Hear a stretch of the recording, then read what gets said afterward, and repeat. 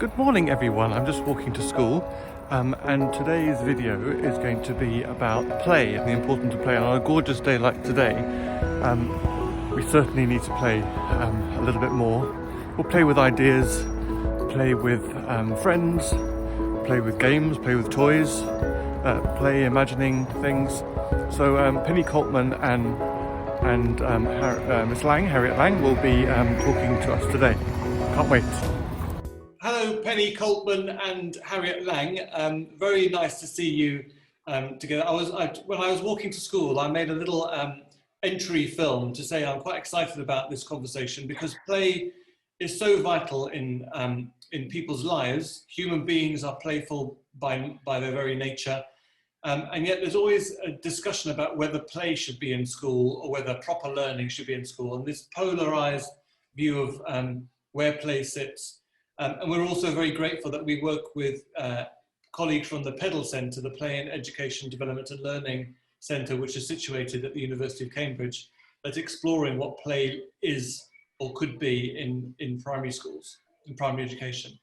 So it's great. Penny is one of our governors, if you're watching this, and she's also has a huge career, both as a practitioner in classrooms, but also as an academic and researcher at the University of Cambridge.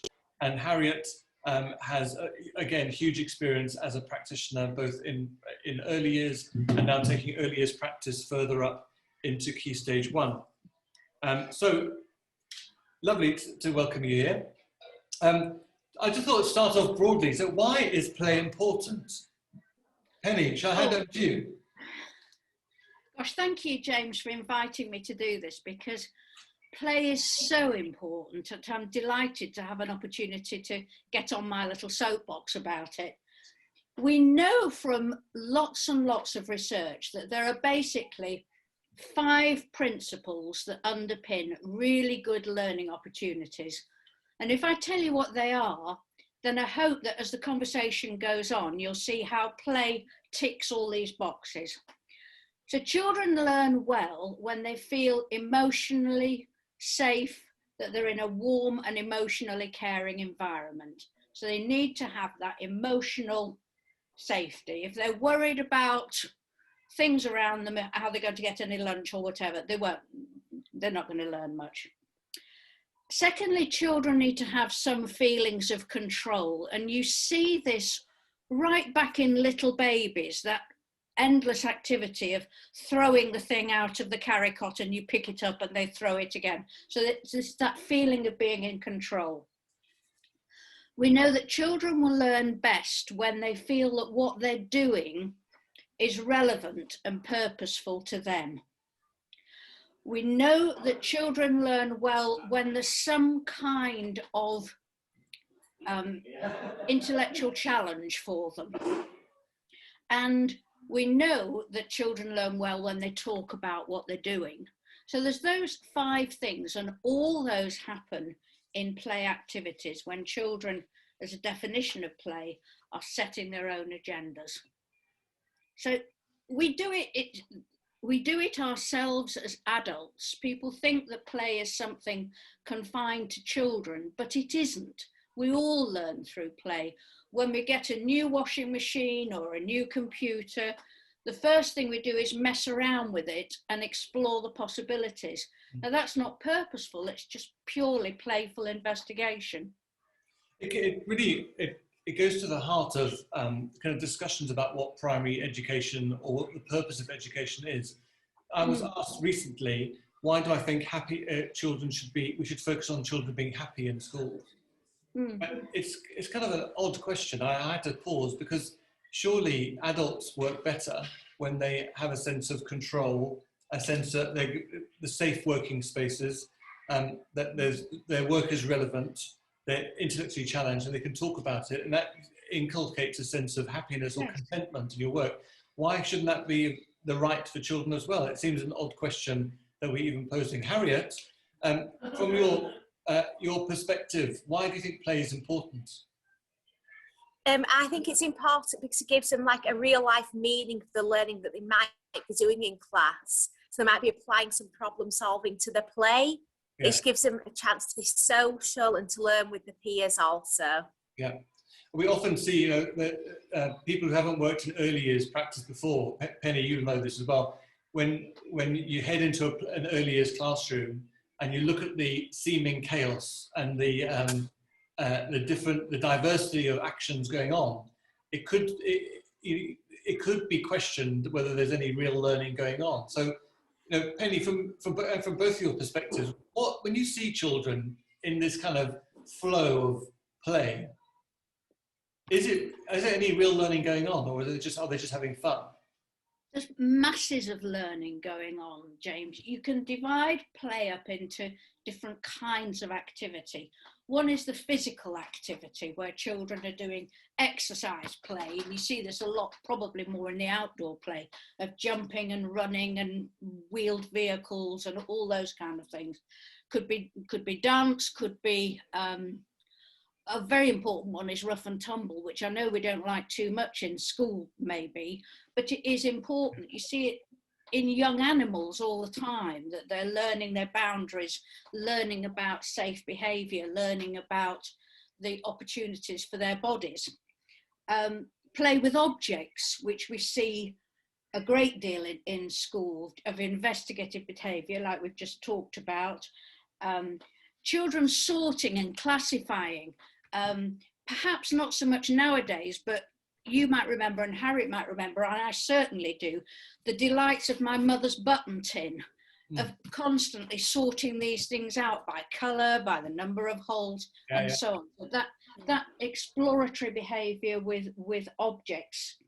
And through these kind of activities, then go into things like the way that children represent things, either through language, which links in to the conversation you had with Mr. Drain and Miss Natalia. So that kind of play with language, play with representations of drawings, play with representations of movement and of music, of sound making. So there's then pretending play, and the kind of play where children are rehearsing language, when they're rehearsing roles. That's when children are exploring different ways of dealing with different kinds of social situations. There's huge amounts of learning going on. Harriet, have you noticed something similar as well in your classrooms?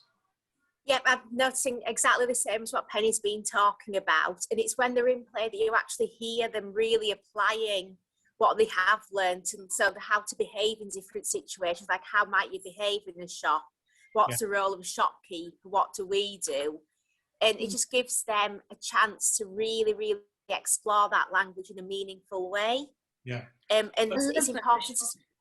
Sorry. No, it's my fault I interrupted you, but I love that shop play when they decide how they're going to deal with difficult customers. Yes. Go away. It's always funny with that when they're playing schools as well, when you hear yourself and you think, oh yeah, that could be me that I'm hearing there. That kind of modelling, actually, it's important that the children model, that they kind of copy what the world they see around them. So they might copy their teacher, and I know lots of parents have said to me that I'm present in their homes quite a lot as the head teacher, because their children are the head teachers in their homes. And that's really an important part for us then in our role as play models. We are modelling how to engage in language, as Mr. Drain and Mr. Talley said, but also how you might conduct yourself in different scenarios. They're watching all the time, children. We think they're not, but they are watching. It's very difficult it's difficult though, Penny, isn't it? And Harriet, that we as adults, we can't really remember what it's like to play as children, because our child, in that kind of transition from childhood to adult, we can't really be in the eyes of children because we've forgotten. That's one of the challenges of being adults talking about children's play, is we're trying to, as best we can, understand what it is like for them in that flow of play when they're being imaginative. I've got to teach them children outside at the moment, And as Penny's saying, they are jumping around, lots of them, but there's some of them who are definitely in their own worlds. They've created new worlds and new rules within those worlds. But for us to really understand what it feels like is difficult. So how on earth do teachers, and then for this video, how do adults, their parents and their grandparents, how can they help them play? How do we join in the play without it being limiting? I'd say it's just really important if they ask you to play, to say yes, and to make time for them, and to be present in the situation, and to make sure that things like your phone is away and just giving them your undivided attention for that moment. Yeah. It might only last like 5 minutes, but the children will remember those times for the rest of their lives, really. Yeah. Like I remember when my mum did this with me, or when my dad did this. Yeah. I remember after you, Penny. No, go on, you carry on. I remember my grandmother, we were making a tent in the garden, and her completely being one of the characters in whatever story we were involved in. But, you know, that whole pretense of having tea on a, you know, and cake with nothing on the plate is a bit weird if you're not used to playing, eating cake, and then what do you do? You know, how do you end the conversation? It's all a bit odd. But so Penny, how do we sit alongside children and play? Well, one of the key things is to play with rather than take over the play.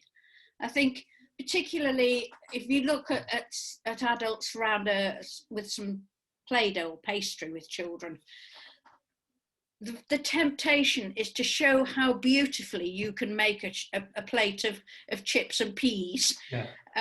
Whereas really that's not what we need to be doing. We just need to sit and just idly play with the material, and so allow children to do the same and allow the children to set the agenda. We're not really there to show how good we are at it. But I also think there's so many little opportunities throughout the day for playful exchanges with children.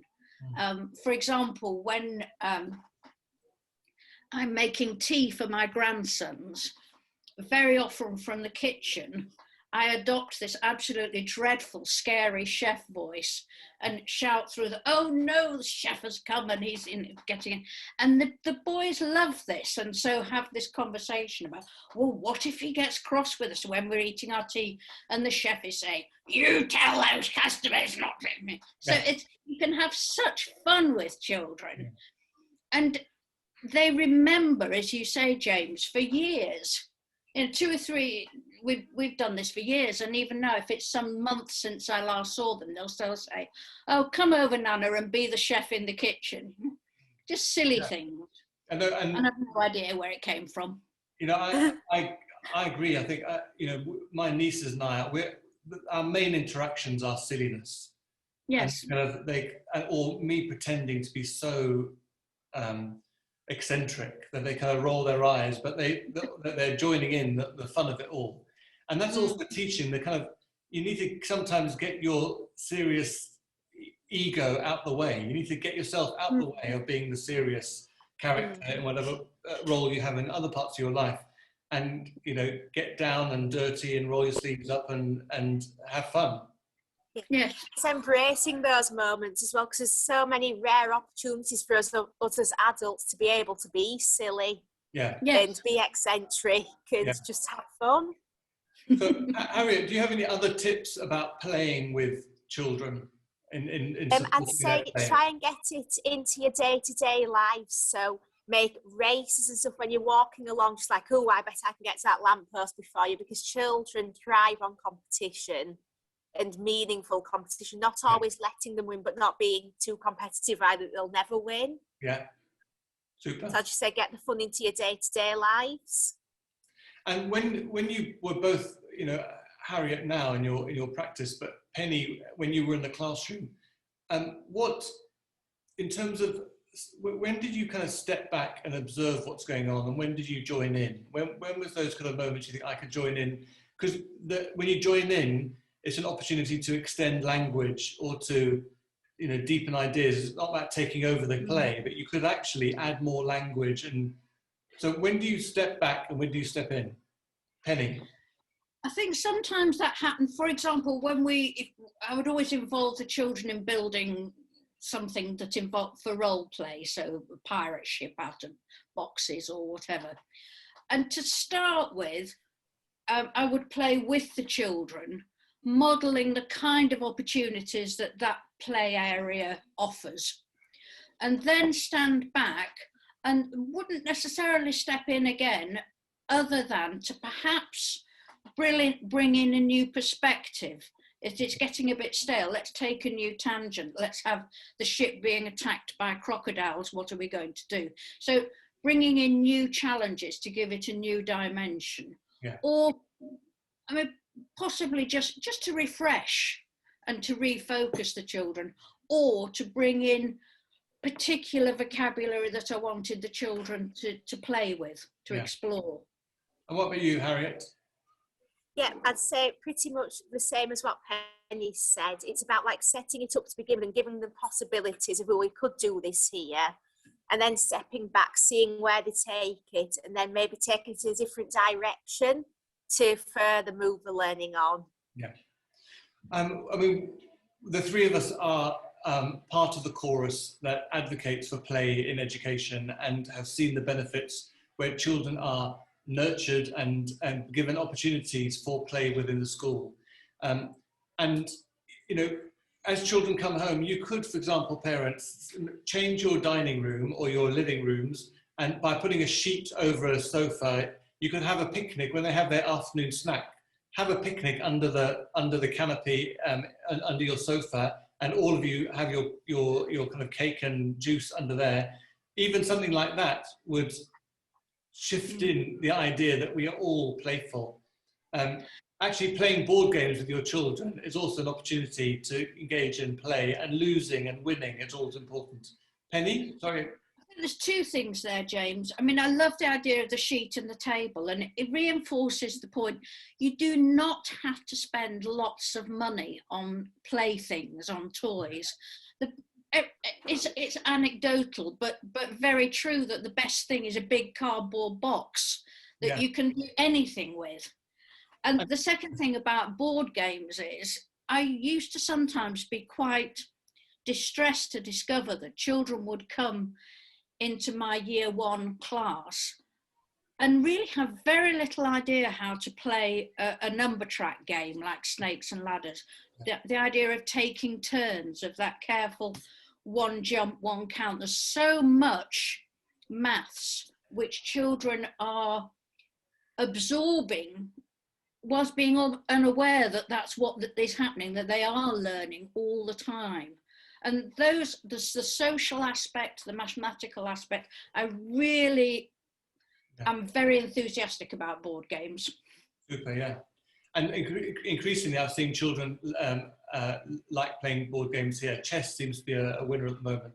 I mean, parents, before we end our conversation, you could pretend to lose your keys one day going home and say to the children, well, I can't get into the house. What should we do? And then step into your garden or to somewhere where you live and go hunting for them. Who might have taken the keys? And could it be fairies or dragons or all kinds of weird and wonderful things? And then miraculously, with their discovery and their kind of exploration, they discover the keys, and you can go in and celebrate. That's also showing children what happens when things like that happen in life. We will all lose our keys one day, and rather than being upset about it, we could turn it into a game. It's been delightful to speak to both of you. I hope that's a useful contribution to this conversation series. Play is really important. We're huge advocates for it. There'll be people out there who don't agree, but you know what? We've seen huge benefits, and you know, in these times especially, if we can't play around and find a hopeful ways forward, then we're doing a disservice to our children. It's been lovely to see you again, Penny. Look forward to welcoming you back to school when... I'm ready to come in and play. Yeah, lovely. And Harriet, go back and play. Bye. Thank you. Bye.